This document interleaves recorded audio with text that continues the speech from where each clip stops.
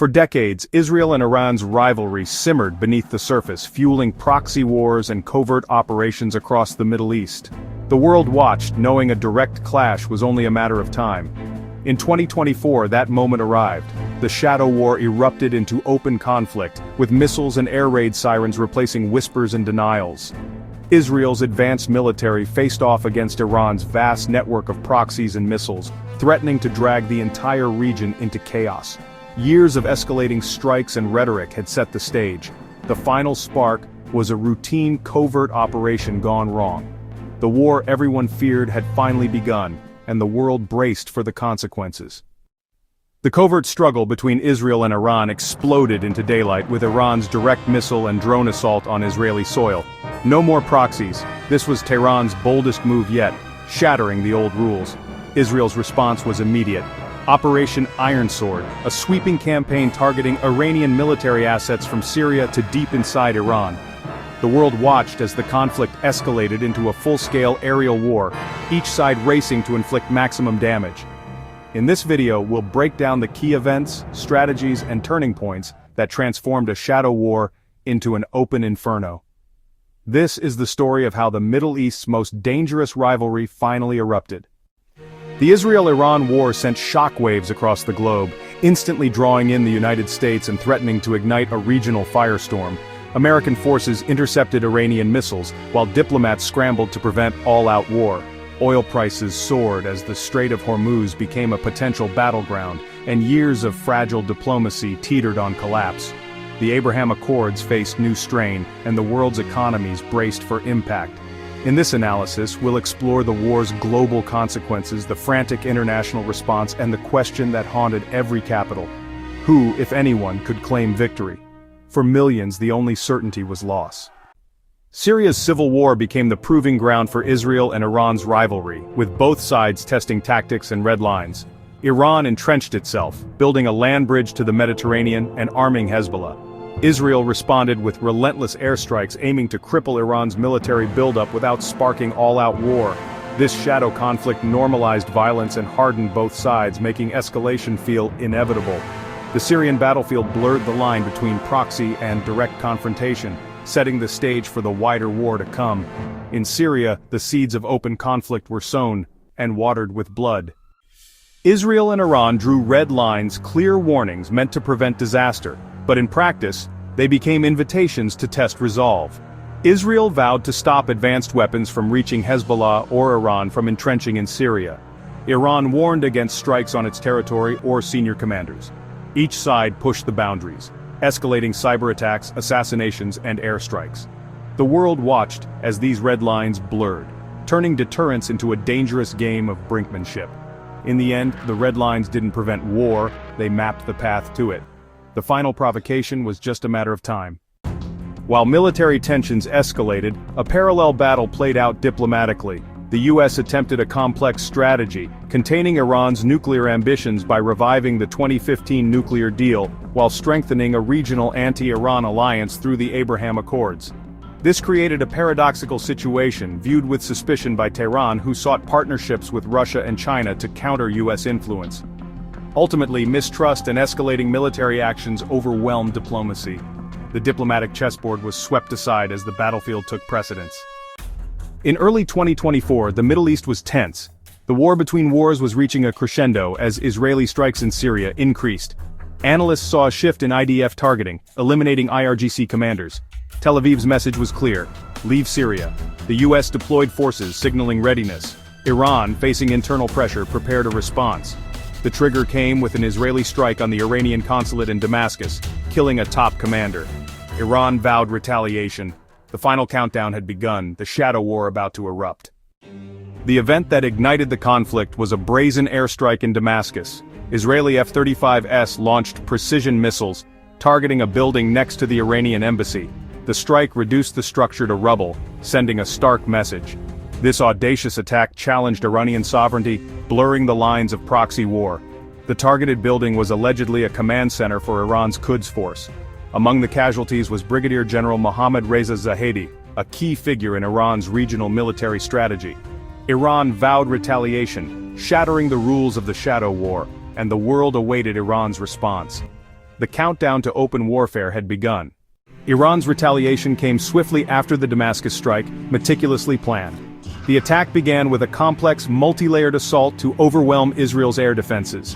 Hundreds of Shahed 136 drones were launched from Iran, Iraq, and Yemen to saturate Israeli radar.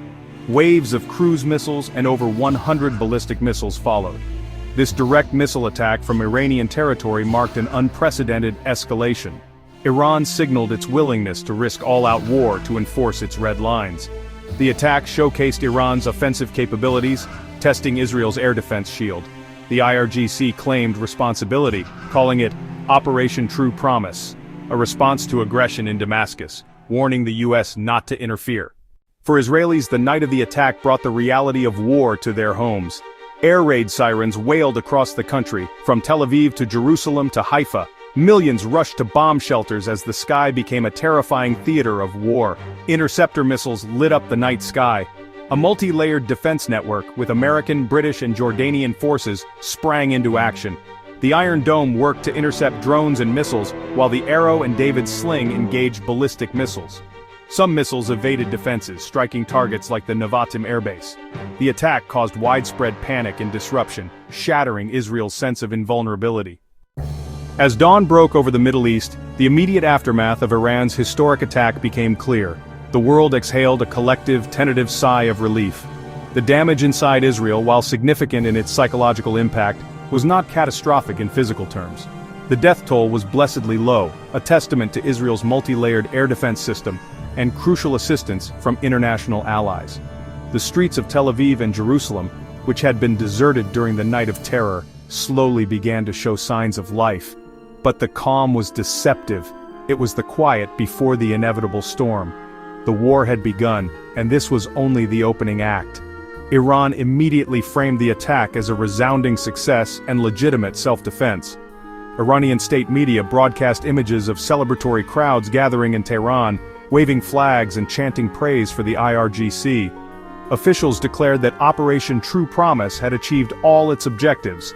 They emphasized the attack was limited and concluded, signaling Iran was not seeking a wider war. However, they coupled this with a stark warning. If Israel chose to retaliate, Iran's next response would be exponentially more severe. The international community responded with condemnation for Iran and urgent calls for de-escalation. The United States, the United Kingdom, France, and Germany issued strong statements denouncing Iran's assault, while quietly pressuring Israel to exercise restraint. President Biden reportedly told Prime Minister Netanyahu to take the win and not launch a large-scale counterattack. Global diplomacy shifted to preventing the next phase, with emergency UN Security Council sessions to pull both nations back from the brink. Inside Israel, however, the debate was not about whether to respond, but how and when. The Israeli War Cabinet convened in a secure bunker beneath Tel Aviv, deliberating for hours. For them, Iran's direct attack was an intolerable violation of sovereignty that demanded a powerful and decisive answer. Allowing such an assault to go unpunished would shatter their deterrence. Iran claimed the strike was retaliation for the Damascus assassination. But for Israel and its people, this was not retaliation. It was a declaration of war. The world watched as Israeli leadership planned its next move, knowing Operation Iron Sword was about to be unleashed. In the hours following Iran's unprecedented attack, the Israeli War Cabinet convened deep beneath the Kiryat in Tel Aviv. Comprised of Prime Minister Benjamin Netanyahu, Defense Minister Yoav Gallant, and Benny Gantz, the cabinet faced immense pressure to respond, balanced against calls for restraint. After intense debate, a consensus emerged. Israel would respond forcefully, but surgically, crippling Iran's offensive capabilities at their source. The decision was made. Israel would go on the offensive. Within hours, the Israeli Air Force initiated Operation Iron Sword. Squadrons of F-35 Adir stealth fighters, F-15 Baz Eagles, and F-16 Sufa jets lifted off from airbases across Israel. This was a coordinated multi-wave offensive aimed at targets across several countries, including IRGC-controlled bases and Hezbollah positions. The core of Operation Iron Sword was aimed directly at Iran. Israeli jets penetrated deep into Iranian airspace, striking key facilities with precision-guided munitions. The strikes demonstrated a capability that Iran lacked, drawing a sharp contrast with Iran's barrage against Israeli cities. The speed, scale, and precision of the Israeli counterattack were stunning. This was now a full-blown conventional conflict. A central pillar of Operation Iron Sword was the targeting of the Islamic Revolutionary Guard Corps' leadership and command infrastructure. The Israeli intelligence community, leveraging years of clandestine work by Mossad, had compiled a detailed map of the IRGC's most critical assets. The goal was not just to break Iran's weapons, but to break its will to fight by striking the head of the snake. This meant going after the command and control bunkers, communication hubs, and intelligence centers from which the IRGC directed its vast network of proxies and planned its military operations. These targets were often located in heavily fortified subterranean compounds, requiring specialized munitions and precise intelligence to neutralize effectively. One of the most significant strikes of the operation targeted a known IRGC headquarters in the western Iranian province of Kermanshah, near the Iraqi border. This facility was a crucial logistical and command hub for the Quds forces' activities throughout the Levant. Israeli jets reportedly used powerful bunker-busting bombs to penetrate deep underground, causing a series of massive secondary explosions that were captured on satellite imagery. The attack was a powerful blow, disrupting the IRGC's ability to coordinate with its proxies in Iraq and Syria, and sending a clear message that not even their most secure facilities were safe from the reach of the Israeli Air Force. Beyond physical infrastructure, Operation Iron Sword also included a significant cyber warfare component. Israeli military intelligence's elite Unit 8200 launched a series of sophisticated cyber attacks aimed at paralyzing the IRGC's operational capabilities. These attacks reportedly targeted the Guard's secure communication networks, causing widespread outages and sowing confusion among commanders. Other attacks were aimed at Iran's national power grid and transportation systems, creating rolling blackouts in key cities and disrupting the movement of military assets. This digital offensive was a critical unseen element of the retaliation, designed to cripple the enemy from within and amplify the effects of the physical kinetic strikes. While Israel did not explicitly confirm a strategy of assassinating specific leaders during this phase, the strikes on command centers inevitably resulted in casualties among senior IRGC officers. The destruction of the Kermanshah base and other command posts reportedly killed several mid-level commanders and intelligence officials. Each loss further degraded the IRGC's operational effectiveness and morale. By systematically dismantling the brain and nervous system of the Iranian war machine, Israel aimed to do more than just retaliate for a single attack. It sought to inflict long-term, strategic damage that would set back Iran's military ambitions for years to come, ensuring that the price for attacking Israel was unbearably high. Israel's sweeping retaliation sent immediate and powerful shockwaves across the entire Middle East. As Israeli jets crisscrossed the skies, every nation in the region placed its military on the highest possible alert. Civil aviation authorities in Jordan, Iraq, and Lebanon once again closed their airspace, grounding all commercial flights as the skies became an active war zone. The fear of a stray missile or a misidentified aircraft was palpable.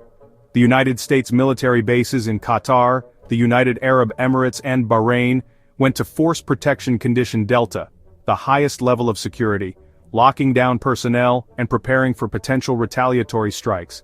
The United States and its allies played a crucial, albeit defensive, role during this phase.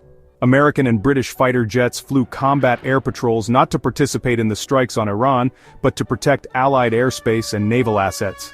United States Navy destroyers in the Red Sea and the Eastern Mediterranean activated their Aegis missile defense systems, creating a protective shield around Israel and key shipping lanes. This defensive posture served a dual purpose. It demonstrated ironclad support for Israel's security, while also containing the conflict and signaling to Iran that any further escalation would be met by a formidable international military presence. For Iran, the Israeli counterattack was a moment of profound crisis. Its leadership was faced with a stark choice: either absorb the devastating blows or double down and launch another even larger wave of attacks. The latter option risked triggering the full-scale regional war that its leaders had likely sought to avoid. Iran's air defense systems, while extensive, proved largely ineffective against Israel's advanced stealth technology. The regime in Tehran was exposed, its military vulnerabilities laid bare for the world to see. The immediate aftermath created a new and terrifyingly unstable reality. Israel had responded with overwhelming force, re-establishing deterrence but pushing the region closer to all-out war. Iran, wounded and humiliated, was now under immense pressure to respond again. The cycle of escalation was in full swing, with each side's actions compelling a reaction from the other. The initial Israeli retaliation was over, but the war was far from finished.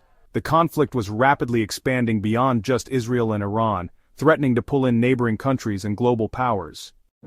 As Israel struck Iran, Tehran activated Hezbollah from southern Lebanon. They unleashed rockets and missiles at northern Israel, a full-scale assault. Cities faced relentless attacks. This second front became a brutal reality stretching Israel's defenses. Israel responded swiftly, launching airstrikes against Hezbollah. The conflict engulfed Lebanon, with civilians paying the price. As Hezbollah opened a front in the north, the Houthis in Yemen blockaded all shipping to Israel through the Bab el-Mandeb Strait.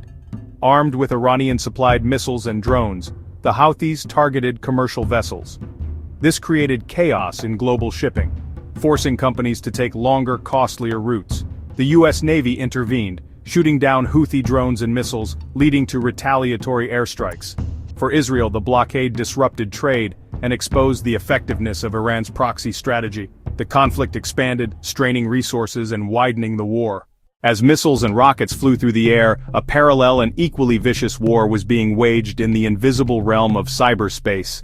This was a battle fought not with explosives but with malicious code, aimed at paralyzing the critical infrastructure that underpins modern society. Iran and its affiliated hacking groups launched a sophisticated and sustained wave of cyber attacks against a wide range of Israeli targets. Their goal was to sow chaos, disrupt daily life, and create a sense of panic among the civilian population, thereby amplifying the psychological impact of the physical military attacks. This digital front was a key component of Iran's strategy of total asymmetric warfare. The targets of these cyber attacks were diverse and crucial. The Israeli national electricity grid faced repeated intrusion attempts, causing rolling blackouts in several major cities as operators scrambled to isolate and purge the malware. The country's water and sanitation systems were also targeted, with hackers attempting to manipulate chemical levels and disrupt supply. Other attacks focused on the financial sector, attempting to bring down banking websites and create distrust in the economy.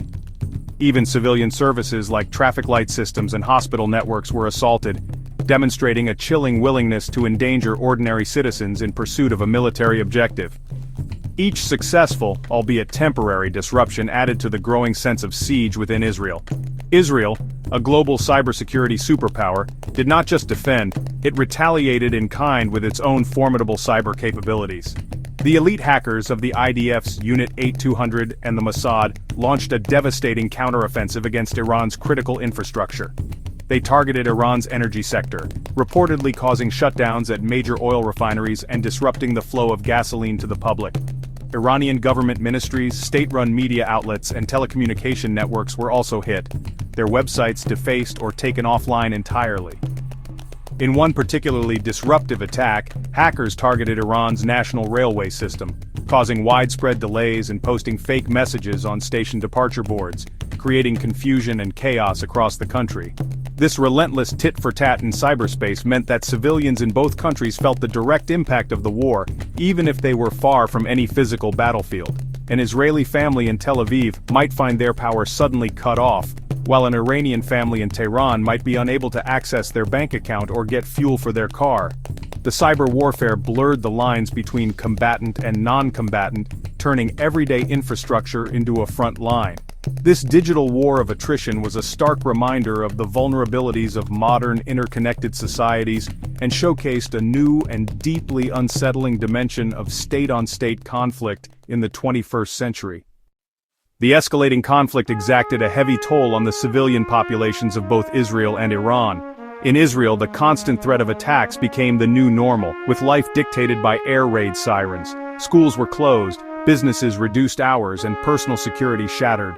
The war brought much of Israel's economy to a standstill. In Iran, the civilian population also suffered immensely.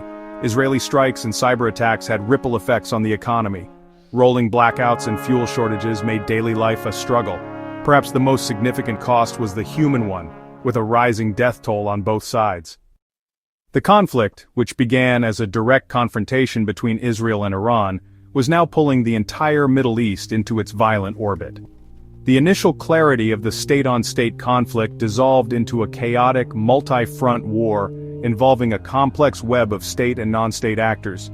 The clean lines of the initial strikes were replaced by the messy reality of regional escalation. In Iraq and Syria, Iranian-backed militias intensified their attacks on the remaining United States military bases.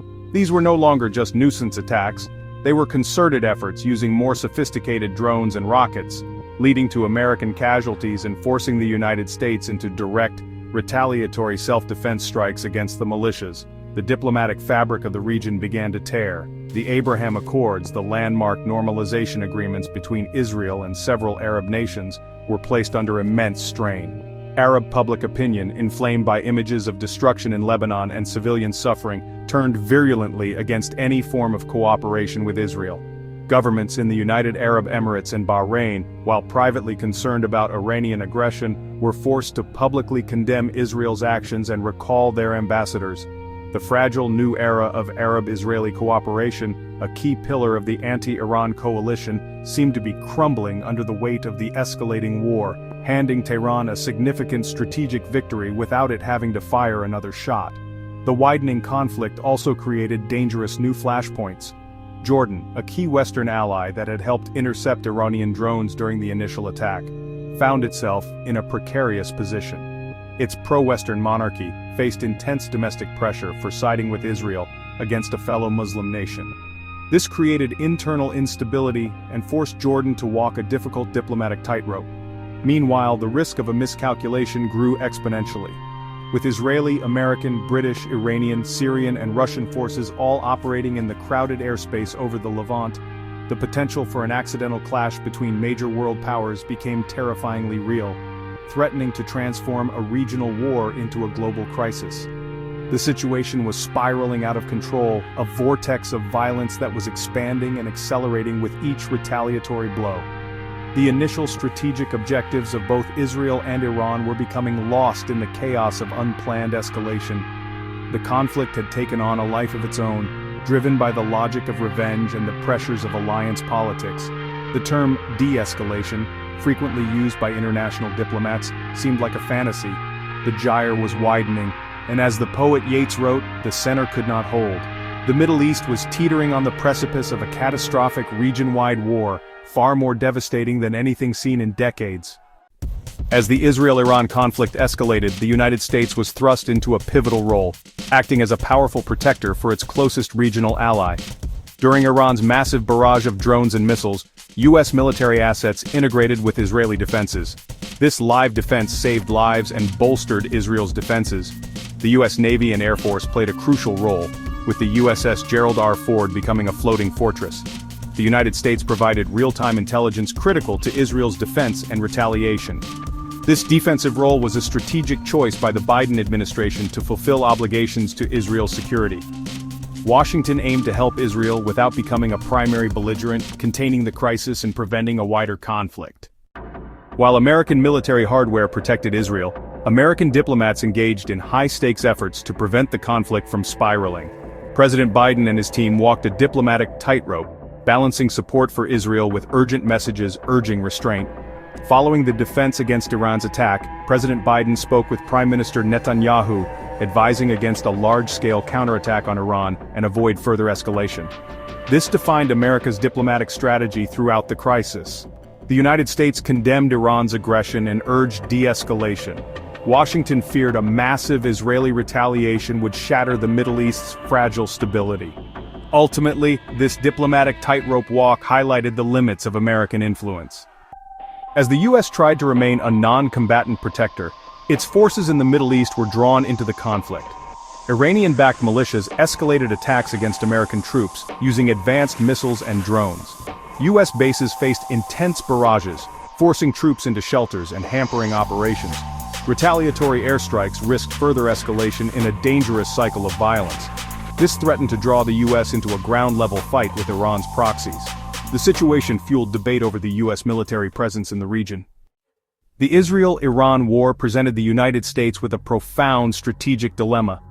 That went to the heart of its entire Middle East policy, ensuring the security of Israel and preventing a major regional war. Supporting Israel now fueled the very escalation the US was desperate to avoid.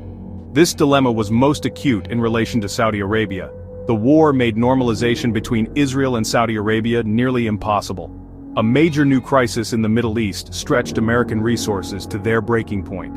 Ultimately, the US involvement failed to solve the underlying strategic problem, leaving Washington in a worse strategic position. The war served as a brutal reminder that even the world's sole superpower can find itself trapped between its commitments and its interests.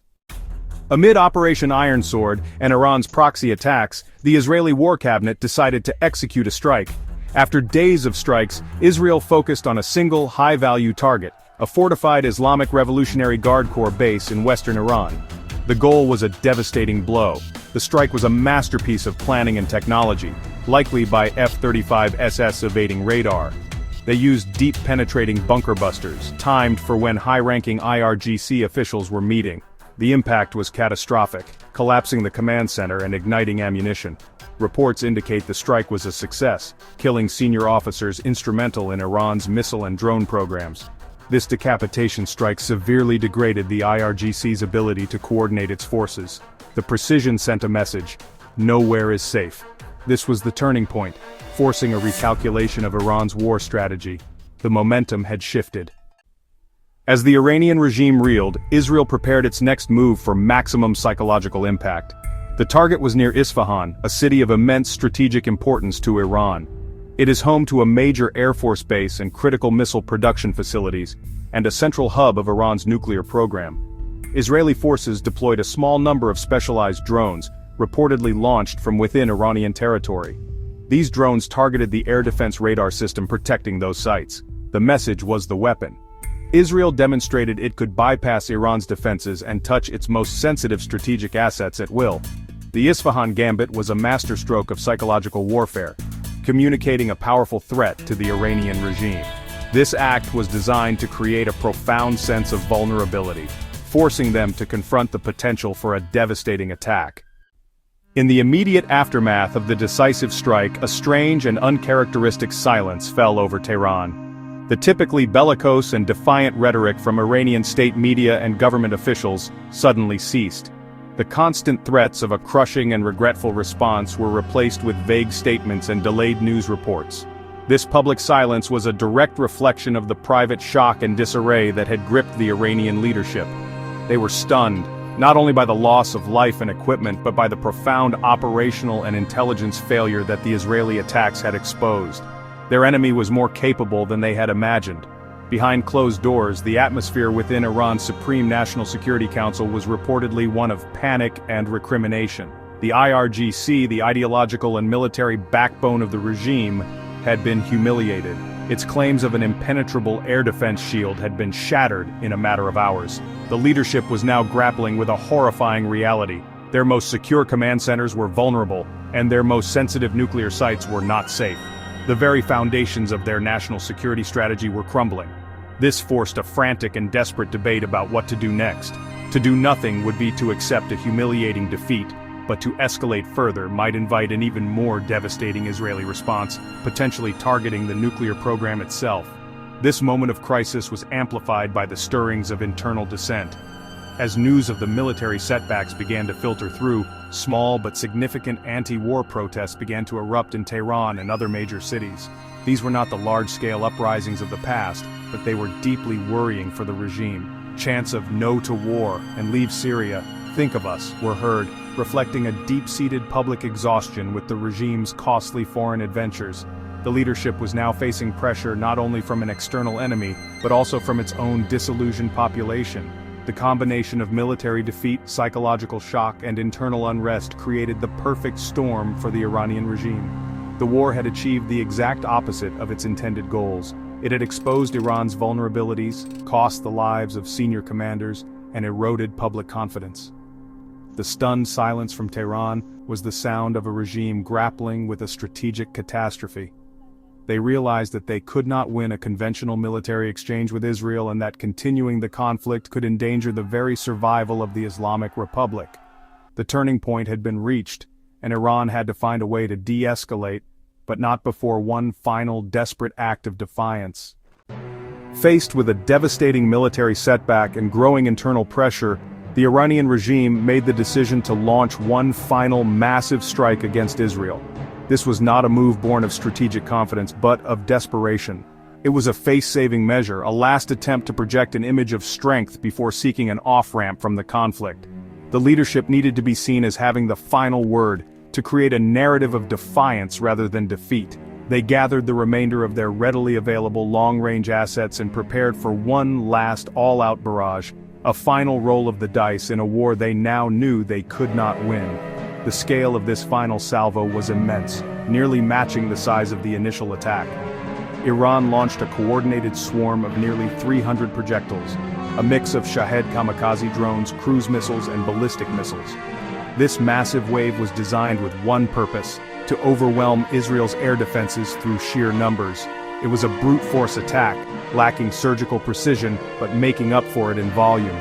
For hours, launch sites across Iran lit up the night sky as they unleashed their remaining arsenal in a desperate onslaught. However, Israel and its allies were ready. The Israeli air defense network was at its highest state of alert. Every layer of the system, from the Iron Dome to the Arrow 3, was primed and waiting. As the swarm approached, the defensive shield came alive in a spectacular display. US, British and French jets once again joined the effort, helping to thin out the wave before it reached Israeli airspace. The result was an almost perfect interception rate, even more successful than the first wave. The failure of this last salvo was the final nail in the coffin. They had thrown everything at Israel, and it had been swatted away with contemptuous ease. The attack resulted in virtually no damage. This demonstrated the massive gap between the two militaries. Iran's strategy had been proven ineffective against Israel's superior defense. The gamble had failed spectacularly.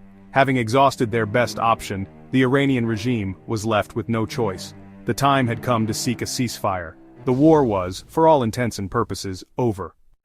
Following its failed missile salvo, the Iranian regime was in an untenable position. The war, meant to project strength, revealed military and technological inferiority. Its weapons proved ineffective, and vulnerabilities were exposed. Tehran desperately needed an exit, shifting from inflicting damage to finding a way to end the conflict before a greater catastrophe like a strike on its nuclear program. The scramble for an off-ramp began, with Iran signaling it was ready to cease hostilities. Israel also wanted a ceasefire. The war cabinet recognized its objectives had been met. A prolonged conflict offered increasing risks. Both sides needed the fighting to stop. The stage was set for diplomats to take over. With both Israel and Iran signaling a willingness to end the fighting, the crisis shifted to international diplomacy. A coalition of mediators, including Qatar and Turkey, stepped in. The United Nations also played a central role, providing the formal diplomatic framework for negotiations. Diplomats worked to draft a resolution both sides could accept. After intense shuttle diplomacy, a breakthrough was achieved. The final agreement called for an immediate halt to direct military attacks, allowing both sides to claim victory. It was a fragile, imperfect solution, but enough to stop the missiles from flying. The ceasefire, brokered by Turkey, Qatar, and the United Nations, brought a fragile mix of relief and apprehension. At the appointed hour, the fighting stopped, and the air raid sirens fell silent. Millions emerged from shelters, but the truce was temporary. The war left a brutal scar with over 2,000 dead and billions in damage. Communities were deserted, residents displaced, and economies crippled. Both sides claimed victory, masking the trauma felt by ordinary people. An uneasy silence descended, the underlying conflict unresolved. It was merely a pause, and the question was not if, but when, the fighting would resume. When the dust settled, the question was simple: who won? Militarily, Israel achieved a stunning success. Its air defense system performed with near-perfect effectiveness, neutralizing Iranian drones and missiles. Operation Iron Sword demonstrated technological superiority and long-range power projection. Surgical strikes crippled key IRGC command centers and missile facilities. Israel proved it could reach any target within Iran, resetting the region's strategic balance. From this perspective, Iran suffered a catastrophic military defeat. Militarily, Iran launched a war to restore its deterrence and was left with its deterrence shattered. While Israel dominated, it did not emerge unscathed. The cost of victory was incredibly high. Beyond military actions, the war played out in public opinion and strategic narratives. Despite military performance, Iran claimed a symbolic victory by directly attacking Israel. This sent a message to regional proxies that Tehran was willing to lead. Iran framed its actions as retaliation for an attack on its diplomatic premises. The conflict strained the Abraham Accords, isolating Israel. Israel's military victory came at a political and diplomatic cost. Civilians on all sides were the clearest losers. The region sank deeper into instability. The 12-day war between Israel and Iran has concluded, leaving a fragile quiet. This brief war has carved deep scars into the landscape. It shattered paradigms, marking the first direct confrontation between these foes. The devastation is immense, with cities terrorized and lives broken. In Israel, the myth of invulnerability was pierced. In Iran, military might was exposed as a bluff. The human cost is a tragic testament to this rivalry. This war has altered the strategic calculus of the Middle East. The conflict leaves every actor in a more precarious position. There are no true victors in a war that inflicts such widespread suffering. The scars of these 12 days will not fade quickly. The silence that follows the ceasefire is heavy with unanswered questions. Was this brutal conflict the final battle or the first round of a new, more dangerous era? The truce hasn't addressed the root causes. Iran's nuclear ambitions continue, and its proxies remain armed. The future is uncertain, with a heightened potential for miscalculation. The international community faces the harder task of building a more durable framework for stability. The Middle East is a region where truces are often just pauses to rearm. As people rebuild, they live under the shadow of this unresolved conflict. The unquiet peace holds,